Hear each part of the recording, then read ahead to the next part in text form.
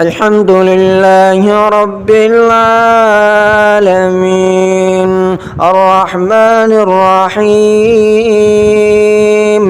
مالك يوم الدين إياك نعبد وإياك نستعين اهدنا الصراط المستقيم صراط الذين أنعمت عليهم غير المغضوب عليهم ولا الضالين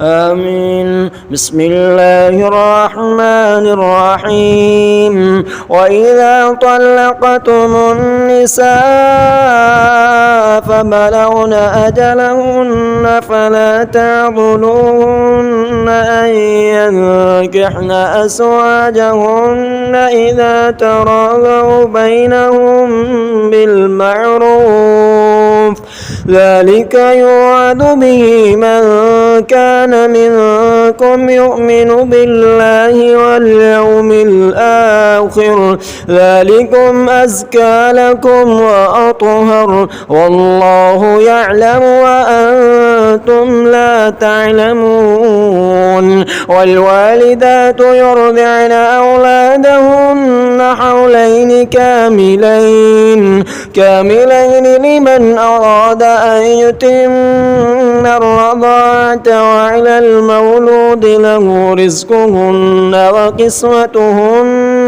بالمعروف لا تكلف نفس إلا وسعها لا تضار والدة بولدها ولا مولود له بولده وعلى الوارث مثل ذلك فإن أرادا فصالا عن تراض منهما وتشافر فلا جناح عليهما.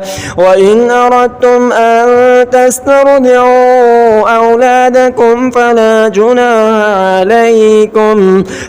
جناح عليكم إذا سلمتم ما آتيتم بالمعروف واتقوا الله واعلموا أن الله بما تعملون بصير. والذين يتوفون منكم ويذرون أزواجا يتربصن بأنفسهن 4 أشهر وأشرا فإذا بلغن أجلهن فلا جناح عليكم فيما فعلن في أنفسهن بالمعروف والله بما تعملون خبير.